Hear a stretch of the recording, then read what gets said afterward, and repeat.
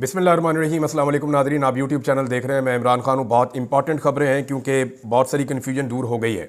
इमरान खान साहब के बारे में जो कल उनका स्टेटमेंट, बड़ा कमज़ोर स्टेटमेंट इमरान खान साहब का बाहर आया था पार्टी की लीडरशिप की तरफ से। आपने वहाँ पे अली मोहम्मद खान साहब को खड़े हुए देखा। एक्चुअली वो बैरिस्टर गौर बात कर रहे थे और उनके साथ बैरिस्टर अली ज़फ़र भी खड़े हुए थे गालिबन। तो ये जो कल आपने बातें सुनी इमरान खान साहब की जानिब से, वो एक कमज़ोर स्टेटमेंट था जो इमरान खान साहब को बताया गया, उसके मुताबिक उनका रद्द-ए-अमल था। लेकिन अब मैं आपको वो लेटेस्ट चीज़ें बताने जा रहा हूँ जो अलीमा खान के ज़रिए से और दीगर ज़राए से बाहर आई हैं। कल जो लोग मुझसे मिले हैं, ये इमरान खान साहब कह रहे हैं कि कल जो लोग मुझसे मिले हैं जेल में, उन्होंने जो मुझे तफसीलात फ़राहम की थी वो पूरी नहीं थी। आज मुझे सारी तफसीलात मिली हैं। आज जो मेरे फैमिली के लोग आए हैं और मेरे दीगर वकला आए हैं, उन्होंने बताया कि कितने लोग मारे गए हैं और किस तरह से गोलियाँ चलाई गई हैं। 14 लोगों की शहादत उन्होंने मुझे बताया है और इसकी तफसीलात आ गई हैं और मज़ीद भी शहादतों का बताया जा रहा है कि और भी लोग हो सकते हैं। सियासी वर्करों का एहतजाज एक जमहूरी अमल है। रियासत की तरफ से निहत्ते लोगों पर सीधी गोलियां चलाना दुनिया की किसी जमहूरियत में नहीं होता, या किसी जमहूरियत में होता है? इस तरह इमरान खान साहब ने सवाल पूछा। शहादतों और एहतजाज के हवाले से पार्टी में जो कन्फ्यूजन है, इस पर मैं यही कहूँगा कि बैरिस्टर गौहर खान को या तो चीज़ों की समझ नहीं है या अंदाज़ा नहीं है कि असल में हमारे साथ और हमारे वर्करों के साथ क्या हुआ है। बुशरा बीबी को मैंने हदायत दी थी एहतजाज को किस तरह इस्लामाबाद लेकर जाना है। उसने जो किया मेरी हदायत के मुताबिक किया, और ये सियासत नहीं, जहाद है। ये बुशरा बीबी के बारे में जो लोग कह रहे थे ना कि इमरान खान साहब जनाब फ़लाँ वजह हो गई और ऐसे हो गया और वैसे हो गया, वो इमरान खान साहब ने संजानी का कह दिया था। पॉलिटिकल कमेटी के अंदर होते हैं शहबाज गिल साहब, उन्होंने इस पे कई वीलॉग्स के अंदर कहा कि इमरान खान ने कभी नहीं कहा था संजानी जाने का। और जितने भी पाकिस्तान तहरीक इंसाफ के लोग ये बात कर रहे हैं, चाहे वो मीडिया में कर रहे हैं, चाहे उनकी ऑडियोज़ लीक हो रही हैं, चाहे किसी और ज़रिए से बाहर बात निकाली जा रही है, वो सारे लोग ये जान लें कि इमरान खान साहब ने नहीं कहा था कि संजानी में रुक जाओ। इमरान खान साहब का जो ऑर्डर था वो वही था जो बुशरा बीबी कर रही थी। उन्होंने कहा हम इस पर पूरे ज़ोर से आवाज़ उठाएंगे। इमरान खान साहब ने कहा हम हर इंटरनेशनल फोरम्स पर जाएंगे और हर तरह पर इसके खिलाफ आवाज़ उठाएंगे। अगर ये समझते हैं कि जो उन्होंने किया है इस पर हम खामोश रहेंगे, तो ऐसा नहीं होगा, क्योंकि ये जो बर्बरियत हुई है दुनिया में किसी जगह नहीं हुआ और ये याजा खान पार्ट 2 ऊपर आकर बैठ गया है। मेरी इस मामले पर मज़ीद मुशावरत जारी है और मैं तफसीलात इकट्ठी कर रहा हूँ। हम इसको ऐसे नहीं छोड़ेंगे। ये इमरान खान साहब ने अडियाला जेल के अंदर गुफ्तगू की है। इमरान खान साहब की बहन ने क्या कहा, ज़रा वो भी आप स्टेटमेंट देख लें, फिर मैं आपको बताता हूँ कि एक्चुअली मामला चल क्या रहा है और इन दिनों में हुआ क्या। आज मैंने बहुत सारी खबरें इकट्ठी की हैं। नंबर 1, इमरान खान साहब की बहन ने यह क्लेम किया कि इमरान खान साहब ने कहा कि आखिरी पत्ता मेरे पास अभी बाकी है, मैं उसको अभी इस्तेमाल नहीं करूंगा। इमरान खान की बहन ने कहा कि गोली क्यों चली इसकी माफ़ी नहीं मिलेगी, मैं लोगों को रोकने में नाकाम रही, बुशरा बीबी ने लीड किया, बाकी की आदत को भी आगे आना चाहिए था। अलीमा खान के मुताबिक बानी पीटीआई डी चौक वाक़े पर शौक में है और उन्होंने कहा कि सबसे पहली FIR मोहसिन नकवी और शहबाज शरीफ के खिलाफ करवाओ। बानी ने कहा कि एक लास्ट कार्ड मेरे पास है जो मैं अभी इस्तेमाल नहीं करूंगा। साने डी चौक पर सुप्रीम कोर्ट और इंटरनेशनल इदारों के पास रिपोर्ट लेकर जाएं। अक़वाम मुत्तहिदा में जाने की भी बात की थी, मैंने आपको पहले बताया था। अडियाला जेल के बाहर मीडिया से गुफ्तगू करते हुए अलीमा खान ने कहा कि किसी ने कहा कि इमरान खान को जहर दे दिया गया है, कोई कह रहा था कि ज़हनी तौर पर सेहत ख़राब हो गई है। मुलाकात में इमरान खान साहब ने कहा कि मेरी सेहत ठीक है, 50 घंटे मुझे बंद रखा गया है। ये बात तो ठीक है, उनके ऊपर ज़्यादती की गई है। अखबार TV की सहूलत मुझसे वापस ले ली गई है। अलीमा खान के मुताबिक सानिया इस्लामाबाद पर इमरान खान को बताया कि वो बहुत ज़्यादा शौक में थे। इनको ये भी बताया कि 12 लाशें सिर्फ इसलिए हैं कि बहुत से लोग अभी तक लापता हैं और जेलों में हैं। लवाकिन बहुत बड़ी तादाद में अपने बच्चों को ढूंढ रहे हैं, बहुत सी लाशें अभी तक लापता हैं। इमरान खान ने कहा सब अस्पताल जाएं और मालूम करें, जिस पर उन्हें बताया गया कि जो अस्पताल जाता है उसको उठा लिया जाता है। हमारे लोग आईनी हक इस्तेमाल कर रहे थे। ये जो जुल्म हुआ, लोगों को बुलाकर दिन में स्नाइपर से गोलियां मरवाई गई और रात में पूरी ब्रिगेड बुलाकर हमला किया गया। इमरान खान ने कहा कि यह बिल्कुल लाल मस्जिद और अकबर बुकटी जैसा ऑपरेशन है। उसके बाद मुल्क में गुस्सा बढ़ा था और अब भी गुस्सा बढ़ेगा। 9 मई के मामले पर पहले भी लोग शौक में थे, सदमे में थे। पहले 8 फरवरी को लोगों का हक छीना, इस पर लोगों को गुस्सा है। अब जुल्म हुआ तो इस पर भी लोगों को शदीद गुस्सा है। अलीमा खान ने कहा कि जब स्नाइपर से फायरिंग हुई, लाशें पड़ी थीं, हमने कहा था कि कंटेनर से कॉल दें कि मुजाहिरीन थोड़ा पीछे चले जाएं। ये तो किसी ने सोचा भी नहीं था कि यहां गोलियां मारेंगे। मैं लोगों से कह रही थी पीछे हट जाएं, गोलियां चल रही हैं, लेकिन लोग आगे जा रहे थे। अब भी सवाल है कि गोली क्यों चलाई, यही सबसे बड़ा सवाल है कि गोली क्यों चलाई। और यही सवाल जो है वो पाकिस्तान तहरीक इंसाफ बार बार पूछना चाहती है। इमरान खान साहब ने ना गिच्ची से पकड़ा है, वो मैं आपको बताता हूं कैसे। मोहसिन नकवी और शहबाज शरीफ के खिलाफ अगर मुकदमे की FIR की दरख्वास्त दी जाती है तो ये बात आप जहन में रखिएगा कि अगर फोर्सेस आई हैं या किसी ने भी वहाँ पे गोली चलाई है या जो कुछ भी वहाँ पे हुआ है, उसकी जो रिस्पॉन्सिबिलिटी है वो हुकूमत वक्त की है। फैसले जो है वो हुकूमत वक्त ने करने थे।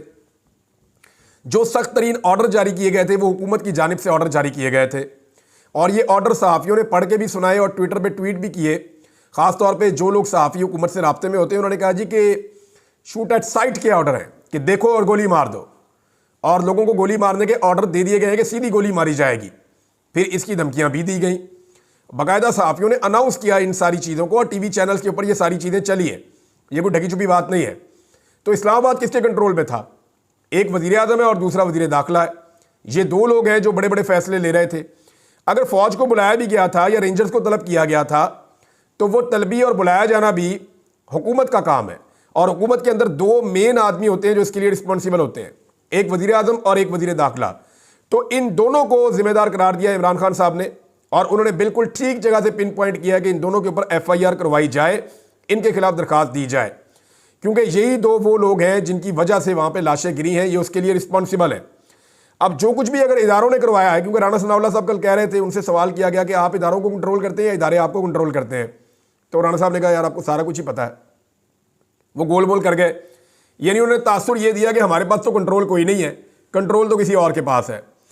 तो मैं ये बार बार बात बताता हूँ, मैं आज फिर ये बात बता रहा हूँ कि शहबाज शरीफ ने ऐसे ही आर्मी चीफ का शुक्रिया अदा नहीं किया। मैं बार बार आपको ये बता रहा हूँ। और फैसल वाडा का जो एक फ्रस्ट्रेशन टेलीविजन चैनल पे नजर आई कि जनाब आप PTI को और रियासत को आमने सामने ना करें, आप ये हुकूमत का फैसला था। और जो फैसल वाडा बार बार डिफेंड कर रहे हैं एस्टेब्लिशमेंट को कि एस्टेब्लिशमेंट का ये फैसला नहीं था, ये जो किया कराया हुकूमत ने करवाया, और ये सारा फेलियर और लाशें गिरना ये हुकूमत की जिम्मेदारी है। तो फैसल वाडा किसकी जुबान बोलते हैं? एस्टेब्लिशमेंट की बोलते हैं। ये पूरे पाकिस्तान को पता है। तो एक्चुअली एक तरह से एस्टेब्लिशमेंट की जो तर्जुमान है वो ये कह रहे हैं कि नहीं नहीं हमने नहीं मारा, हुकूमत ने किया है। हुकूमत कह रही है नहीं नहीं हमारे तो पल्ले ही कख नहीं है, हमारे पास तो इख्तियारात ही नहीं है, हम तो ऐसे ही हुकूमत में आकर बैठे हुए हैं, लाकर में बिठा दिया गया है। एक्चुअली तो हम शुक्रिया अदा कर रहे हैं जिन्होंने आकर इन लोगों से निपटा है मुजाहिरीन के साथ। तो वो एक दूसरे के ऊपर डाल रहे हैं, लेकिन इमरान खान साहब ने सही किया कि इन दोनों के ऊपर डाला जाए, इनके खिलाफ FIR दर्ज करवाई जाए, इनके खिलाफ कार्रवाई की जाए। इमरान खान साहब अक़वाम मुत्तहिदा में अगर वो कह रहे हैं तो वो ज़रूर जाएंगे, और इन लोगों के लिए दुनिया की बाकी जगहों के ऊपर भी इतनी आसानी नहीं रहेगी कि जहाँ जे चाहे जाकर रह ले, बाद में इन्हें इसका जवाब देना पड़ेगा मोहसिन नकवी को और शहबाज शरीफ को। और इनके गिर्द अगर घेरा तंग होता है तो ये बताएंगे कि इन्हें कौन इस्तेमाल कर रहा है और इसके पीछे इनकी मंशा क्या थी। ये दोनों पकड़े गए तो खुद बताएंगे कि कौन इनसे ये सारा कुछ करवा रहा था, या ये सारा कुछ ये खुद कर रहे थे और इसके पीछे वजूहात क्या थी, ये सारा कुछ बता सकते हैं। इमरान खान साहब को जो ऑफर्स की गई थी ना, वो 2-3 मरतबा ऑफर्स आई थी उनके पास इन दिनों में। इमरान खान साहब ने लगभग 10 दिन पहले ये ऐलान किया था, 10-11 दिन पहले, कि हम अब डी चौक में जाएंगे, और 24 तारीख को फाइनल कॉल आ गई उनकी। तो इसमें जो इमरान खान साहब ने ऐलान किया था वो अपनी बहन की तरफ से करवाया था। बहुत सारे पाकिस्तान तहरीक इंसाफ के अंदर लोग ये कहते हैं, बल्कि एक आधी ऑडियो भी आई हुई है मार्केट में, कि इस जमात में मरूसियत नहीं है और मरूसियत की कोई जगह नहीं है, तो उनकी बहन क्यों अनाउंस करती हैं एहतजाज का, या उनकी वाइफ क्यों अनाउंस करती हैं। तो शहबाज गिल ने इसका बड़ा ज़बरदस्त बयान दिया था। उन्होंने कहा था जी अगर हम अपना काम पूरा करते ना, हम लोग अपनी जिम्मेदारी अदा करते और इमरान खान का पूरा साथ देते, तो इमरान खान की फैमिली को कभी आगे ना आना पड़ता। अब देखें ना, कल पाकिस्तान तहरीक इंसाफ के लोग मिले हैं, उन्होंने आकर ये बातें नहीं बताई, उन्होंने ये स्टेटमेंट बाहर आकर नहीं बताए, उन्होंने खुलकर ये सारी बातें अवाम के सामने नहीं रखी, और उन्होंने जो इमरान खान को भी इंफॉर्मेशन दी वो भी सेंसर्ड थी। तो आज के इमरान खान के स्टेटमेंट से दो चीज़ें पता चलती हैं। एक ये बात पता चलती है कि जो मालूमात अंदर जाती हैं इमरान खान साहब के पास वो सेंसर्ड होती हैं, यानी उतनी मालूमात पहुंचाई जाती हैं जितनी ज़रूरी है। सब लोग नहीं, इमरान खान की फैमिली उनको बहुत सारी चीज़ें बताती होंगी, सहाफ़ियों के सवालात से उन्हें बहुत सारी चीज़ें पता चलती होंगी। कुछ ऐसे लोग हैं जैसे इंतज़ार पंजूथा साहब को क्यों पकड़ा गया, वो बड़ी इमरान खान के साथ जाके खुल के सारी बात बताते थे, उनकी केमिस्ट्री बहुत ठीक थी इमरान खान साहब के साथ, सारी चीज़ें जाके वो आगाह करते थे, बाहर आकर भी वो चीज़ें बताते थे। तो अब मामला ये है कि ये क्लियर हो गया इमरान खान साहब के स्टेटमेंट से कि जनाब अंदर जो चीज़ें आती हैं वो पूरी नहीं आती। बाद औक़ात अधूरी जाती हैं। और इमरान खान साहब का जो स्टेटमेंट बाहर आता है वो भी बाद औक़ात कंप्रोमाइज होता है, हर दफ़ा नहीं होता, बाद औक़ात होता है। अब यहाँ पे फिर बुशरा बीबी और अलीमा खान का किरदार शुरू हो जाता है ना। जब भरोसा ही नहीं किसी के ऊपर, जब कोई खड़ा ही नहीं हो रहा, जब कोई पैगाम बाहर पहुंच नहीं रहा, तो वहां पे वो अपनी फैमिली को यूज करेंगे ना। या तो इमरान खान साहब खुद बाहर आके पब्लिक को बताएं, जनाब ये चीजें मैं चाहता हूं, इमरान खान साहब की पेशी हो किसी अदालत में, वो जाएं, पेश हो जाएं, वहां से निकलते हुए इमरान खान साहब मीडिया पे बताएं कि ये फलां फलां फलां फलां चीजें मेरा हिकमत अमली और मैं ये आवाम को बताकर जा रहा हूं। वो तो होता नहीं है, तो उन्हें अपना पैगाम बाहर भेजना है। दूसरा, वो जो लीडरशिप के जरिए भेजते हैं उस पर उनकी फैमिली खुद कह रही है कि वो चीजें बाहर नहीं आती। इमरान खान साहब ने आज जो बताया वो भी आपके सामने है। तो अब इमरान खान साहब के पास ऑप्शन बचता क्या है? जो उनके इंतहाई काबिल भरोसा खून के रिश्ते हैं वो उनको बता देते हैं कि बाहर जाओ और जाकर ये बात कर दो।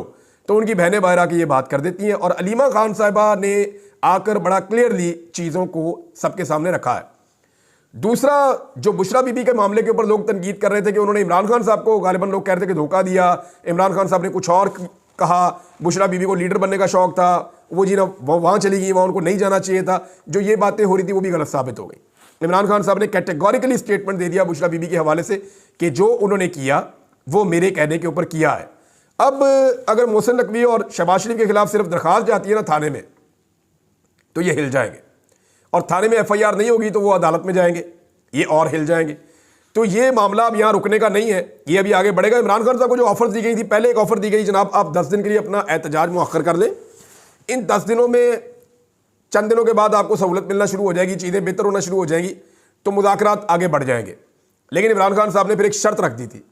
उन्होंने कहा जी मेरे बंदे जो बेगुनाह बंद है ना, उनको छोड़ दें आप गुडविल जेस्चर के तौर पे।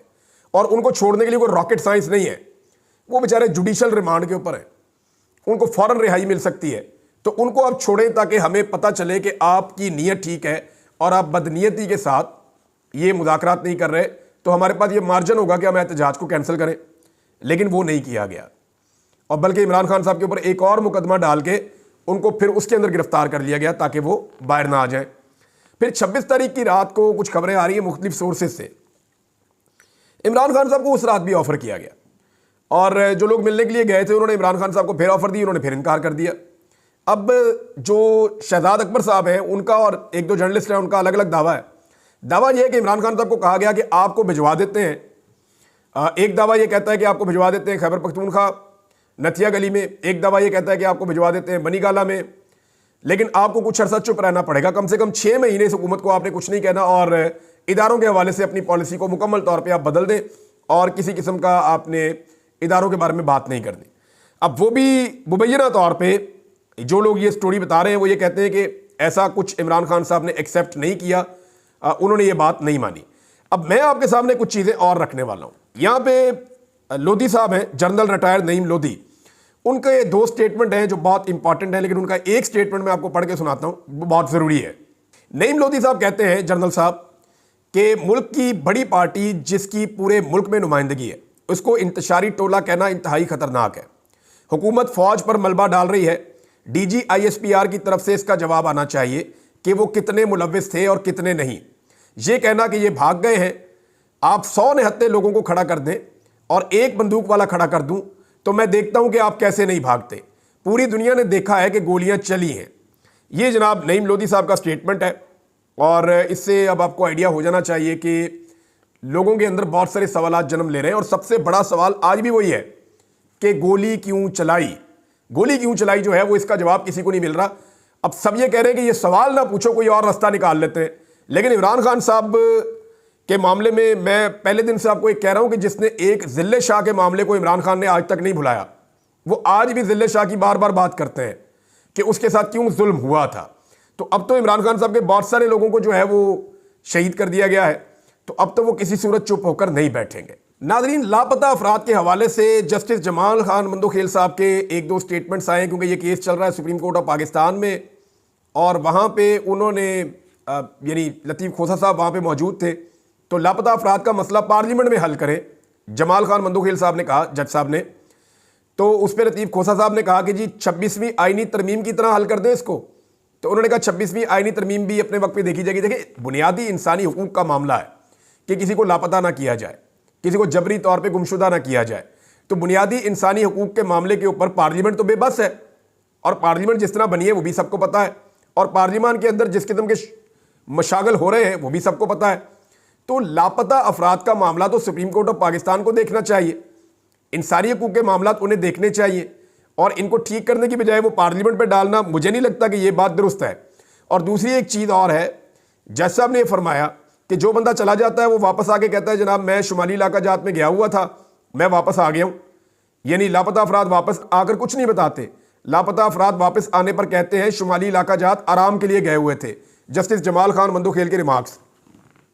मैं कह के थक गया आपकी सुप्रीम कोर्ट को जज साहब, मिन्नतें कर करके थक गया। कादी फायद ईसा साहब को बार बार मुखातिब किया, अब नए चीफ जस्टिस हैं उन्हें भी मुखातिब कर देता हूँ, आपको भी। मुझे आप बुला लें, मैं आपको बताता हूँ मुझे कौन ले गया था, कहाँ ले गया था और क्या हुआ मेरे साथ। सारी कहानी बताऊंगा, वहां ले भी जाऊंगा जहां मुझे ले गए थे। और बहुत सारे और लोग हैं जो ये करना चाहते हैं, सब लोग ये बताना चाहते हैं उनके साथ क्या हुआ। होता यह है कि जिस दिन बंदा बाजियाब होता है उस दिन अदालत केस सुनने की बजाय खत्म कर देती है। ये जज साहब ज्यादती कर रहे हैं, गलत बात कर रहे हैं, मुझे ऐसा लगता है। उसकी वजह यह है कि जिस दिन कोई बंदा बाजियाब होकर अपने घर पहुंचता है, बजाय इसके कि हाई कोर्ट या सुप्रीम कोर्ट या वो अदालत उस केस को आगे सुने, उस बंदे को बुलवाकर पूछे कि आपके साथ क्या हुआ, उसके साथ खड़े हो, ये करने की बजाय उस बंदे का केस ही उस दिन खारिज कर दिया जाता है। जनाब बंदा मिल गया, केस खत्म। अब वो बंदा कहाँ जाए? पुलिस FIR दर्ज नहीं करती, कोई इदारा बात नहीं सुनता, सिर्फ सुप्रीम कोर्ट ऑफ पाकिस्तान से या अदालतों से उम्मीद होती है, अदालतें इस केस को ही खत्म कर देती हैं। मैं कह कर थक गया कि आप बुलाकर पूछें, हम आपको बताते हैं कि क्या होता है जब बंदा लापता होता है और कौन करता है। मैं और मेरे समेत बेशुमार लोग हैं अब जिन्होंने नहीं कहा कि वो शुमाली इलाका जात गए, लेकिन उनमें से किसी को भी अदालत ने इंसाफ नहीं दिया। नाज़रीन, इलेक्शन कमीशन ऑफ पाकिस्तान ने एक और वारदात डाल दी, और वारदात यह है कि इस्लामाबाद के जो तीनों हल्के हैं उनके MNAs को बचाने का सिलसिला जो है उसको तेज़ कर दिया गया है। देखिए, मैं आपको शुरू से कह रहा हूँ कि इस्लामाबाद के अगर तीनों हल्के खुल जाते हैं और तीनों हल्कों के अंदर रिजल्ट तब्दील हो जाता है, यानी जो हकदार हैं जिनके पास फॉर्म 45 है, जो 50-50, 60-60 हज़ार की लीड से जीते हुए, अगर वो तीनों उम्मीदवार मेंबर कौमी असम्बली बन जाते हैं तो पूरे मुल्क में धांधली का भांडा फूट जाएगा।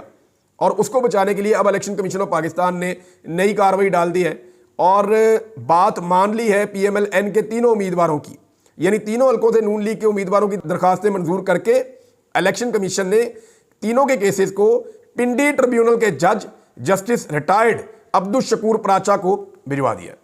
रिटायर्ड जज सुनेंगे मामला, अब हाजिर सर्विस जज अब ये मामला नहीं सुनेंगे, और जो जज इस मामले के मंतकी अंजाम तक पहुंचे हुए थे वो इसको नहीं सुनेंगे। तो हर हाल में नून लीग की कुर्सियां, उनकी सीटें बचाने की अब भी कोशिश की जा रही है, और इलेक्शन कमीशन ऑफ पाकिस्तान इसमें सबसे ज्यादा रोल प्ले कर रहा है। नाज़रीन, इस्लामाबाद में जो पश्तून है उनका जीना हराम है, चाहे कोई छोटा काम करता है, चाहे कोई बड़ा काम करता है, चाहे वो कोई ट्रैवल करता है, ID कार्ड देखकर लोगों को उठा लिया जाता है। हत्ता कि पुलिस ने एक अजीबोगरीब काम शुरू किया है कि मोबाइल फ़ोन पकड़ते हैं किसी बंदे का, उसे खोलते हैं, कहते हैं खोलो, वो बंदा खोलता है, देखते हैं अगर उसमें कहीं पे इमरान खान की फ़ोटो है तो उस बंदे को अंदर धर देते हैं और दहशतगर्द करार दे देते हैं कि ये भी दहशतगर्द है, पकड़ो, दहशतगर्दी का पर्चा दो। इमरान खान की फ़ोटो रखना दहशतगर्दी कैसे हो गया? इमरान खान की फ़ोटो तो गूगल पे पड़ी हुई है, उन पे भी देते हैं दहशतगर्दी का पर्चा, बेशुमार और जगहों में पड़ी हुई है। पाकिस्तान के सारे जितने भी न्यूज़ चैनल्स हैं या जितने भी मीडिया हाउसेज हैं वो सारे अपनी सोशल मीडिया के ऊपर इमरान खान की फ़ोटोज़ चलाते हैं, रोज़ाना चलाते हैं, सब पे पर्चा देते हैं दहशतगर्दी का। ये अजीबोगरीब किस्म की एक रवायत डाली गई है, और वजह इसके पीछे सिर्फ एक है कि खौफ, यानी किसी तरह लोगों से इमरान खान को दूर किया जाए। लेकिन बजाय इस सारी एपिसोड से लोग इमरान खान से दूर होने के मजीद करीब होते चले जा रहे हैं। इसमें ईमान मज़ारी साहिबा ने एक बड़ी क्लियर स्टेटमेंट दी है। उन्होंने कहा जी पब्लिक सर्विस पैगाम है मेरा। अब उन्होंने पब्लिक सर्विस के लिए किया तो मैं वो पढ़ के आपको सुना देता हूँ एज इट इज़। उन्होंने कहा इस्लामाबाद पुलिस चेक पोस्टों पर आपका मोबाइल फ़ोन तलब नहीं कर सकती, ना ही उसे खोल कर देख सकती है, उसके लिए उन्हें वारंट दरकार होता है। अगर कोई आपको चेक पोस्ट पर रोके और आपका फ़ोन मांगे तो देने से इनकार कर दें। इस्लामाबाद पुलिस का यह अमल मुकम्मल तौर पर गैर कानूनी है। ये ईमान मज़ारी साहिबा ने इसके बारे में स्टेटमेंट दिया है। नाज़रीन, एक चीज़ और है, और खैबर पख्तूनख्वा हुकूमत गंडापुर साहब के हवाले से खबरें, और इसके अलावा जो है वो एहसन इकबाल साहब ने 10 साल की ख्वाहिश की है। इसके ऊपर और दीगर चीज़ों में बात करेंगे अगली वीलॉग में। अब तक के लिए इतनी, अपना ख्याल रखिएगा, अपने चैनल का भी। अल्लाह हाफ़िज़।